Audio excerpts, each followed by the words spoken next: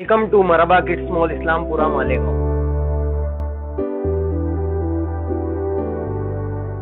मेरे सरपरस्त, मेरे दोस्त बुजुर्ग और मेरे नौजवान दोस्त साथियों,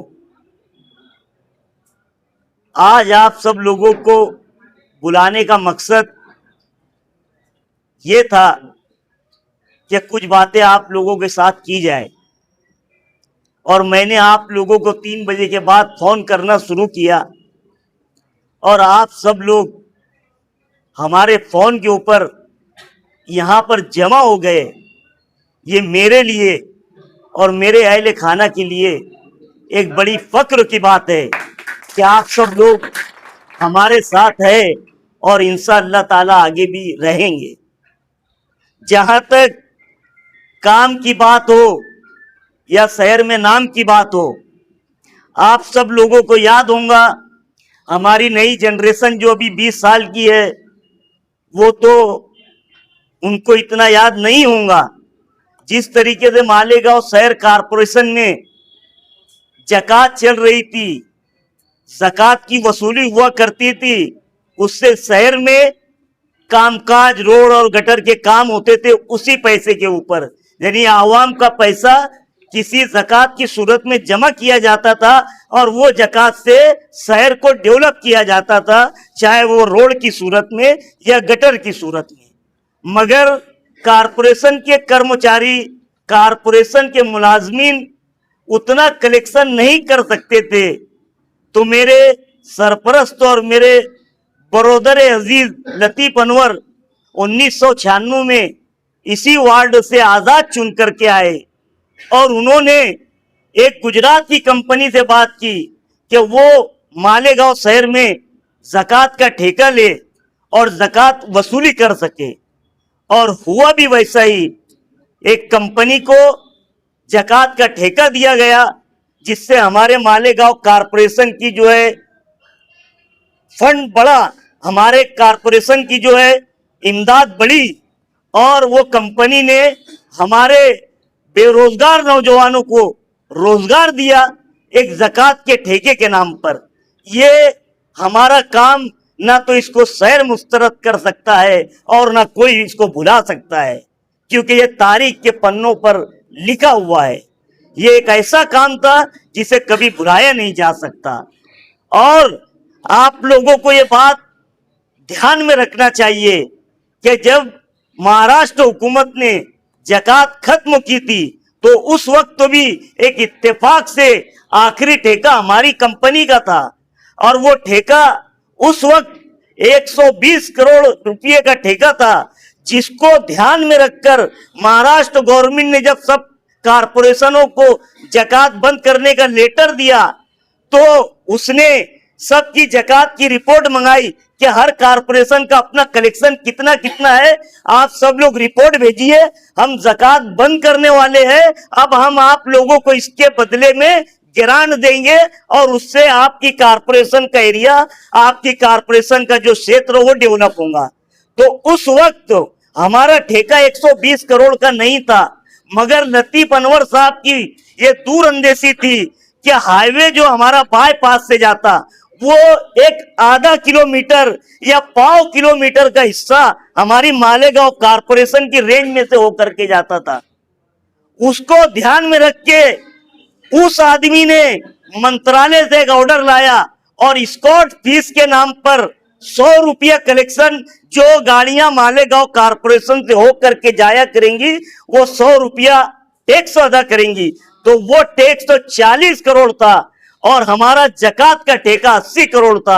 ऐसे दोनों मिला करके 120 करोड़ हुआ। अगर वो ध्यान में नहीं दिया जा सकता तो वो 40 करोड़ इसमें ऐड नहीं होते थे और हमारी मालेगांव कारपोरेशन को जो आज 20 करोड़ की सूरत में जो गवर्नमेंट दे रही है वो 20 करोड़ की सूरत में नहीं मिलता था, वो शायद 12-13 करोड़ की सूरत में मिलता था। तो ये काम उस आदमी के दूरअंदेशी के थे जो उन्होंने उस वक्त किया।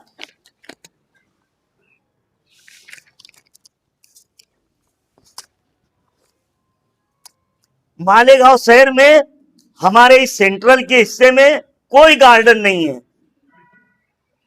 किदवाई रोड का गार्डन जो कि खस्ता हाल था, उसको हमने ठेके पर लिया, डेवलप किया, और हमारी खवातीन और सिर्फ बच्चों के लिए 15 साल से वो गार्डन चल रहा है। हमने उस वक्त तो उसमें जितना पैसा डेवलप किया, शायद आज वो पैसा हम जमीन में करते तो 5 करोड़ रुपए की हमारी जमीन रहती थी। उसको चलाने के लिए भी हम हमारे पास से खर्च करते हैं, लेकिन एक ऐसा काम है कि जहां पे हमारी औरतें और हमारे बच्चे खुले दिल से अपना एंजॉय कर सकते और उसका इस्तेमाल कर सकते, ये हमारी सोच थी। मालेगांव की कारपोरेशन, जिसको मौलाना अबुल कलाम आजाद का नाम दिया गया, वो कारपोरेशन को उस वक्त के जकात के ठेके में लतीफ अनवर साहब ने बनवाया। पत्थर पे नाम लिखा हुआ है मौलाना आजाद कारपोरेशन का। नहीं तो वही जूरी बिल्डिंग के अंदर जो नया कोई भी पद पे आता था तो वो आधा प्लाउड का अपना रास्ता बनाता था, दूसरा आता था अपना रास्ता बनाता था। एक नई कारपोरेशन जो मंत्रालय दिखती है, जिसे मौलाना अबुल कलाम आजाद का नाम दिया, वो बनाने वाला भी लतीफ अनवर था। मैंने हमारी बच्चियों के लिए कई एक सिलाई क्लासों का इस वार्ड में नज्म किया और पीछे कई प्रोग्राम करके उनको सर्टिफिकेट की तकसीम की गई। और वो भी एक ऐसे काम थे कि जिसमें गवर्नमेंट के सर्टिफिकेट थे जो हमारी बच्चियों के लिए आगे, चाहे उनकी तालीम के लिए या रोजगार के लिए या लोन निकालने के लिए, वो सर्टिफिकेट बहुत जरूरत के हामिल थे। मैंने वो काम किया। हमारा काम अलरजा हॉस्पिटल की सूरत में 1999 के अंदर एक मुसाफात में जो रमजानपुरा था, एक गरीब बस्ती थी, उसमें कोई हॉस्पिटल की जो है सुविधा नहीं थी। हमारे पास वाडिया और सटाना रोड का जो जूनियर हॉस्पिटल ये थे। तो घर में हमारे मशवरा हुआ, लतीफ भाई ने बात की, परसान दादा हीरे से बोले मैं एक चैरिटेबल हॉस्पिटल बना रहा हूं। परसान दादा बोले ठीक है, उस वक्त तो वो मिनिस्टर थे, कोई बात नहीं बोले। वो हॉस्पिटल उस वक्त तो हमारी बनाने की इतनी हैसियत नहीं थी।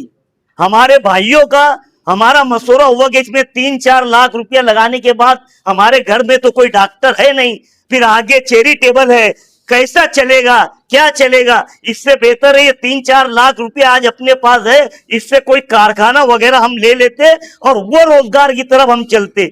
मगर लतीफ अनवर ने अलरजा हॉस्पिटल की सूरत में एक चैरिटेबल हॉस्पिटल बनाया। उस वक्त तो उन्होंने ये फिक्र नहीं की थी कि यह हॉस्पिटल चलेगा या नहीं चलेगा। हमने अलरजा हॉस्पिटल के माध्यम से इतने कैंप मालेगांव शहर में करवाए कि शायद ही कोई हॉस्पिटल ने इतने कैंप करवाए होंगे, किसी ने नहीं करवाया।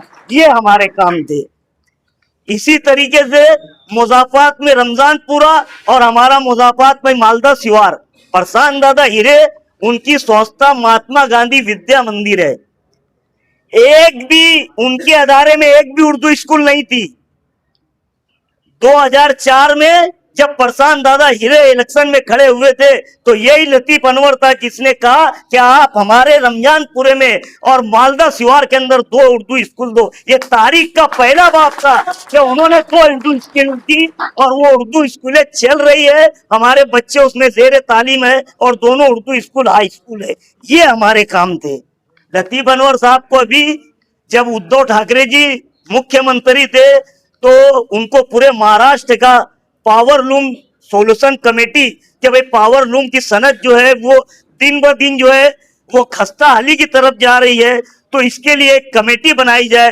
वो कमेटी सभी जो है टेक्सटाइल के सेंटरों पर जा करके एक तज्जिया करे, एक तजुर्बा करे कि भाई क्या बात है, ये सड़क जो है क्यों खस्ता हाल की तरफ जा रही है, इसका पूरे तरीके से एक जायजा लिया जाए और उसके बाद फिर हुकूमत क्या पैकेज देंगी या इनको खड़े करने के लिए हुकूमत की तरफ से क्या इमदाद कर सकते हैं। लतीफ अनवर साहब को उसका चेयरमैन बनाया गया। तो इत्तेफाक से अपने मालेगांव में, भिवंडी में और सोलापुर में मीटिंग हुई। उसके बाद रमजान महीना लग गया और रमजान महीना लगने के बाद उद्धव ठाकरे की सरकार गिर गई।